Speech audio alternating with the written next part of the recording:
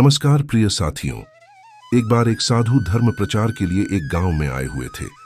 उस गांव में सभी लोग उन साधु के उपदेशों से वहां पर पहुंच गए। सभी लोग बड़े ध्यान से उन साधु के उपदेशों को सुन रहे थे। तभी उन साधु ने कहा, सदैव दूसरों की सहायता करनी चाहिए। इससे हमें सुख की अनुभूति होती है, हमें सुख की प्राप्ति होती है। जैसे ही उन साधुवर ने यह बात कही, वहां पर उपस्थित सभी गांव वालों में से एक व्यक्ति जोर जोर से हंसने लगा और उन साधुवर से कहता है, हे साधुवर, आप जो कुछ कह रहे हैं वह सत्य है, क्योंकि मुझे इन सब बातों पर बिल्कुल भी विश्वास नहीं। क्या किसी की मदद करने से केवल हमें भला सुख की अनुभूति कैसे हो सकती है? आप जो कुछ भी कह रहे हैं वह सब असत्य, झूठ है। मैं इन सब चीजों में विश्वास नहीं करता। यह सारी बातें साधुवर ध्यान से सुन रहे थे। तब कभी उसे व्यक्ति की इस बात का जवाब देते हुए वे कहते हैं, पुत्र, क्या तुमने आज तक कभी किसी की सहायता की है? क्या कभी किसी की निष्पक्ष भाव से मदद करने की कोशिश की है? इस पर व्यक्ति कहता है, नहीं, क्योंकि मुझे इन सब चीजों पर विश्वास नहीं। तभी इस पर वह साधुवर कहते हैं, पुत्र, जब तुमने कभी किसी की सहायता नहीं की, जब तुमने कभी कोई धर्म का कार्य किया ही नहीं, तो तुम्हें कैसे पता चलेगा कि किसी की सहायता करके तुम्हें सुख की अनुभूति प्राप्त होगी? और यह तुम्हें कैसे पता चलेगा कि यह बात कितनी सत्य है और असत्य? यदि तुम इसका अनुभव करना चाहते हो, इस बात की पुष्टि करना चाहते हो कि यह बात कितनी सत्य है और असत्य, तो तुम्हें सबसे पहले इसे अपने जीवन में उतरना होगा। किसी की निष्पक्ष भाव से मदद करनी होगी, तभी तुम इसके बारे में जान सकोगे कि मैं सत्य कह रहा हूं या फिर असत्य। उन साधुवर की यह सारी बातें सुनकर वह व्यक्ति शर्मिंदा हो गया। वह व्यक्ति यह बात जानता था कि उसने आज तक कभी किसी की निष्पक्ष भाव से सहायता नहीं की, ऐसा कोई कार्य नहीं किया जिससे उसे सुख की प्राप्ति हो। आगे वह साधुवर सभी को इस बात को स्पष्ट तौर पर समझाने के लिए एक कहानी सुनाते हैं। वे कहते हैं कि साधु और एक आदमी अपनी यात्रा से लौट रहे थे। इस यात्रा के दौरान जहां पर भी उन्हें अनाज मिलता, वे उसे बटोर लेते, उसे ग्रहण कर लेते। एक पोटली साधु के पास में थी और दूसरी पोटली आदमी के पास। लगभग मार्ग तय करने के बाद वह आदमी अपने साधुवर से कहता है, हे साधुवर, बहुत जोर की भूख लगी है। यदि आप आज्ञा दें तो हम यहीं पर कुछ देर बैठकर विश्राम कर लेते हैं और भोजन भी कर लेंगे। उन साधुवर ने कहा, ठीक है, यदि तुम भोजन करना चाहते हो तो यहीं पर हम कुछ देर विश्राम करके भोजन कर लेते हैं। इतना कहकर वह साधु और आदमी एक पेड़ की छाया में बैठ जाते हैं। उसी के सामने एक लड़का खेती में काम कर रहा था। वहां उसके पीछे हल भी रखा हुआ था। यह देख आदमी के मन में थोड़ी सी शरारत जाग उठी, क्योंकि वह आदमी बेहद शरारती था। उसने अपने साधुवर से कहा, हे साधुवर, क्यों ना थोड़ी सी शरारत की जाए, उस लड़के को थोड़ा सा तंग किया जाए। तभी वह साधुवर कहते हैं, तुम क्या कहना चाहते हैं? वह आदमी कहता है, हे साधुवर, क्यों ना हम इस लड़के का हल छुपा दें, और जब यह परेशान होने लगेगा तब हम इसका हल इसे वापस कर देंगे। इस पर वह साधुवर कहते हैं, मित्र, इससे तुम्हें क्या लाभ होगा? वह लड़का अपने काम में लगा हुआ है और उस काम में तुम विघ्न डालने की बात कर रहे हो। यह अच्छी बात नहीं। हाँ, अगर तुम शरारत करना ही चाहते हो तो हमारे पास जो 2 अनाज की पोटलियां हैं, उनमें से एक पोटली तुम उसकी हल के पास रख दो और फिर देखो क्या होता है।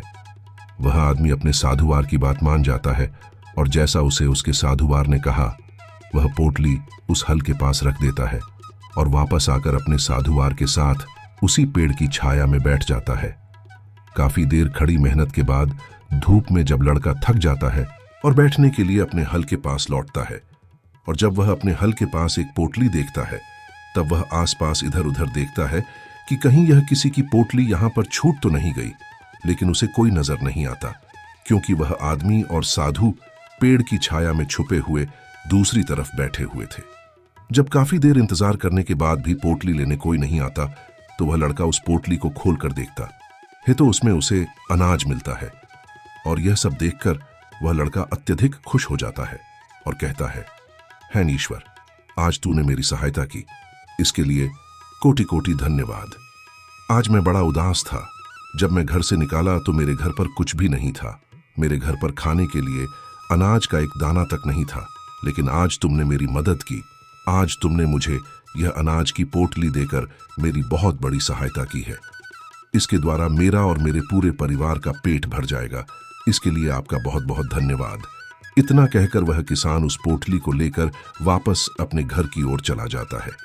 इतना कहकर वह साधुवार उसे व्यक्ति से यह सवाल करते हैं कि अब बताओ, तुम्हें किस चीज से ज्यादा खुशी मिलती, उस लड़के का हल चुराकर या फिर उस लड़के को वह पोटली देकर? इस पर कहता है, हे साधुवर, उस किसान को जो अनाज की पोटली मिली, उससे वह और उसका पूरा परिवार अब भोजन कर पाएगा।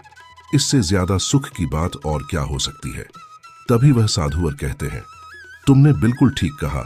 जब हम किसी के निष्पक्ष भाव से मदद करते हैं, जब हम ऐसे व्यक्ति की सहायता करते हैं जिसे उसकी आवश्यकता हो, तो हमारे मन को असीम शांति प्राप्त होती है और हमें सुख की अनुभूति होती है।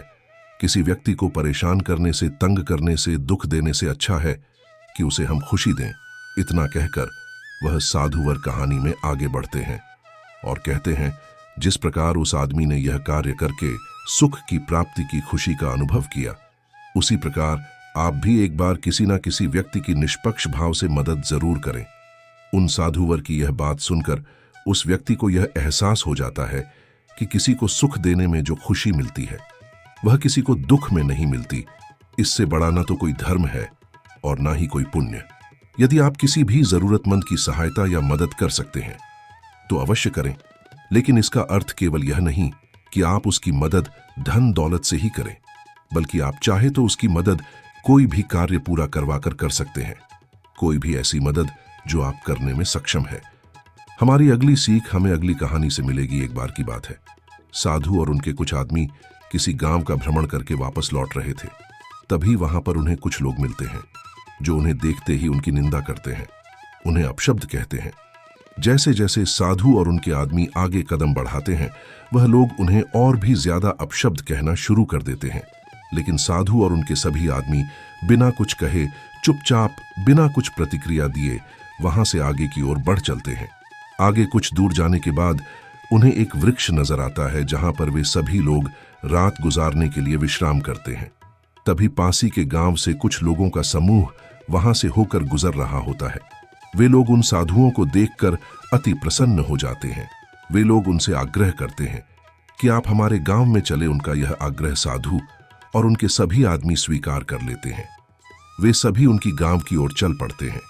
गांव पहुंचते ही वे लोग उनका आदर सत्कार करते हैं, उन्हें भोजन करवाते हैं और रात्रि में वहीं रुक जाते हैं। वह आदमी और साधु उन गांव वालों की सेवा से बहुत प्रसन्न थे और अगली सुबह वे अपने आश्रम की ओर निकल पड़ते हैं। आश्रम पहुंचकर वह लोग अपने रोज की दिनचर्या में लग जाते हैं। वह सभी आश्रम से कुछ दूरी पर बने हुए एक शहर में पहली बार भिक्षा मांगने के लिए जाते हैं। वहां पर कुछ लोग उन्हें बड़े ही प्रेम और आदर के साथ भिक्षा देते हैं, तो कुछ लोग उनका अनादर करते हैं, उन्हें अपशब्द शब्द कहते हैं। और कुछ लोग तो उस गांव में ऐसे भी थे जो उन आदमियों को देखकर उनका अपमान करते हैं, उनकी खूब निंदा करते हैं। लेकिन वे सभी आदमी साधु के कहे अनुसार वहां पर कुछ नहीं कहते। वे चुपचाप उन सभी बातों को सुन लेते हैं और बिना कुछ प्रतिक्रिया दिए वह वापस साधु के पास लौटते हैं और फिर उनसे कहते हैं, हे तथागत, हम आपसे कुछ प्रश्न पूछना चाहते हैं और उम्मीद है कि आप उसका उत्तर हमें अवश्य देंगे। तभी साधु कहते हैं, पूछो, तुम्हारे क्या प्रश्न हैं? उन सभी आदमियों में से एक आदमी साधु से कहता है, हे साधुवर, हम किसी भी गांव में भिक्षा के लिए जाते हैं। हमें भिन्न भिन्न प्रकार के लोग मिलते हैं, जिसमें से कई लोग हमें बड़ी विनम्रता के साथ प्रेम से हमें भिक्षा देते हैं, हमसे बातें करते हैं, हमसे ज्ञान प्राप्त करते हैं। लेकिन कुछ तो ऐसे भी होते हैं जो स्वयं के पास हमें रखने के लिए उत्सुक भी रहते हैं। लेकिन वहीं पर कुछ ऐसे लोग भी होते हैं जो केवल हमारी निंदा करते हैं, हमें अपशब्द कहते हैं। हमारे पहनावे को लेकर, हमारे बातों को लेकर, हमारी दिनचर्या को लेकर हमें भला बुरा कहते ही रहते हैं। लेकिन इसके बावजूद हम उन्हें कुछ नहीं कहते, क्योंकि आपने जो हमें सिखाया है, आपने जो हमें मार्ग दिखाया है, उसके अनुसार हमें कभी भी किसी के अपशब्द पर कोई प्रतिक्रिया नहीं देनी चाहिए, बल्कि हमें उनके साथ मधुरता के साथ पेश आना चाहिए, हमें उनके साथ प्रेम से व्यवहार करना चाहिए। लेकिन जब हम ऐसा करते हैं तो उसके बावजूद भी वे लोग हमारे साथ बुरा व्यवहार करते हैं। ऐसा क्यों? लोग हमारे साथ मधुरता के साथ क्यों नहीं पेश आते? वे लोग हमारे साथ प्रेम व्यवहार क्यों नहीं करते, जबकि हम तो उनके साथ विनम्रता से ही बात करते हैं, उनका आदर करते हैं? फिर भी वे हमारे साथ ऐसा क्यों करते हैं? इसका क्या कारण है? साधु उस आदमी की सारी बातें ध्यानपूर्वक सुन रहे थे और सभी आदमियों का यही प्रश्न था।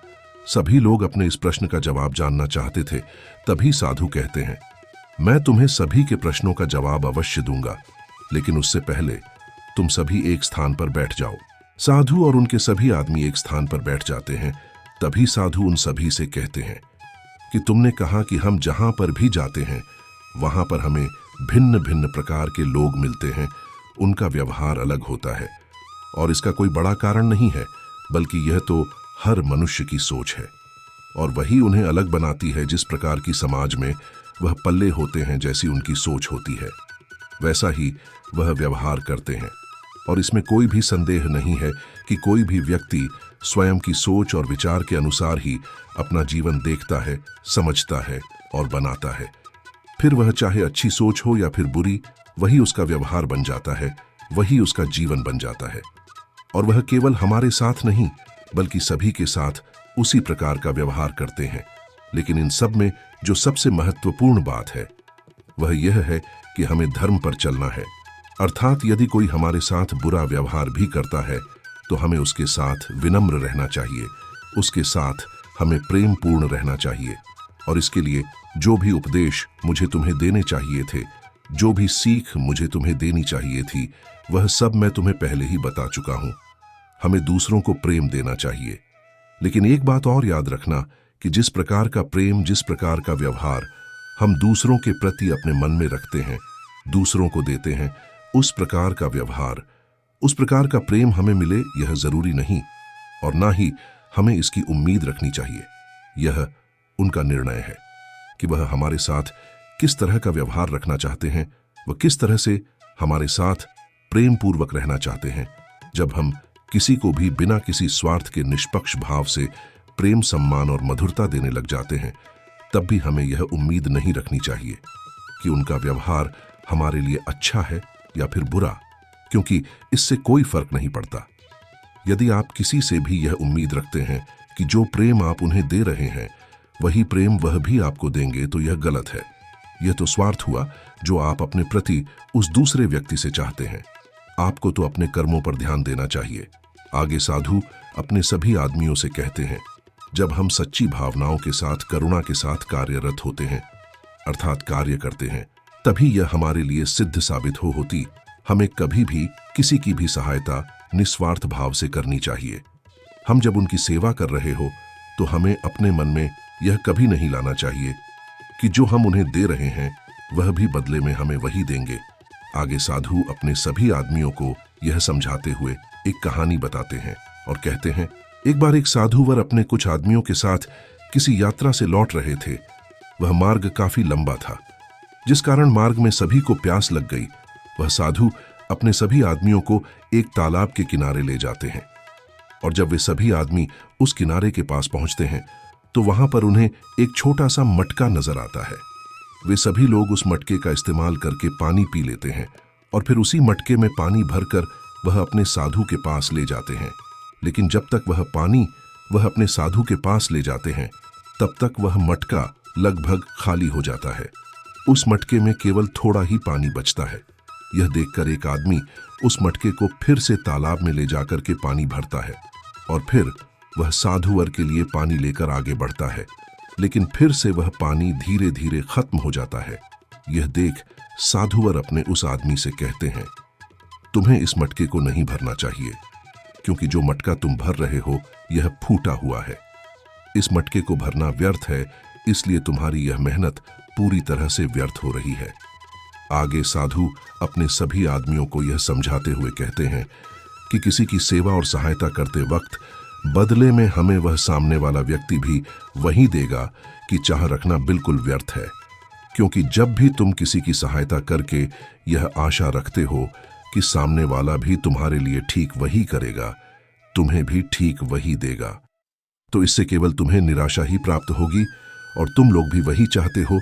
जब तुम भिक्षा मांगने के लिए किसी गांव में जाते हो तो यह तुम्हारा धर्म है कि तुम विनम्रता, प्यार, आदर सत्कार के साथ भिक्षा मांगो, लेकिन बदले में वह भी तुम्हें आदर सत्कार के साथ भिक्षा देंगे।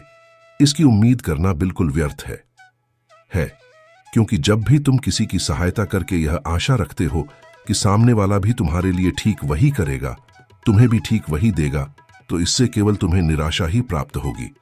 साधु के इस उपदेश को सुनकर वहां पर उपस्थित सभी आदमी साधु की इस बात को अच्छी तरह से समझ जाते हैं और उनके प्रश्नों का जो उत्तर उन्हें चाहिए था वह भी उन्हें मिल जाता है। वह यह समझ जाते हैं कि किसी की सेवा के बदले उनसे वापसी में वैसी ही सेवा की आशा रखना बुरी बात है, गलत है, और यह हमारे दुखों का कारण बनता है। इसलिए कभी भी जब हम किसी की सेवा कर रहे हो, किसी की सहायता कर रहे हो, तो हमारे मन में ऐसी कोई भी इच्छा रखना है। वे सभी लोग साधु के इस उत्तर को सुनकर संतुष्ट हो जाते हैं और वे सभी अपने कार्यों में लग जाते हैं। दोस्तों, हमारे जीवन में भी कुछ ऐसा ही होता है। हम किसी को दुख पहुंचाकर खुशी प्राप्त करने की कोशिश करते हैं, लेकिन बदले में हमें क्या मिलता है? केवल दुख। इसलिए दूसरों के जीवन में जब आप खुशियां बांटेंगे, और वह भी बिना स्वार्थ के, तब आपके जीवन में खुशियां स्वयं ही लौट आएंगी। और साथ ही कभी भी अपने मन में यह इच्छा नहीं रखनी चाहिए कि जैसा व्यवहार, जैसा प्रेम हम दूसरों को दे रहे हैं, ठीक वैसा ही प्रेम, वैसा ही व्यवहार हमें दूसरों से भी प्राप्त होगा, क्योंकि यह केवल हमें निराशा ही देगा और हमारे लिए यह एक दुखों का कारण ही बनेगा। मित्रों, उम्मीद है हमारा आज का वीडियो जरूर पसंद आया होगा। ऐसे ही वीडियो पाने के लिए हमारे चैनल को सब्सक्राइब करें और हमारे वीडियो को लाइक करें, ज्यादा से ज्यादा शेयर करें। कमेंट सेक्शन में जय श्री कृष्णा जरूर लिखिए। धन्यवाद मित्रों।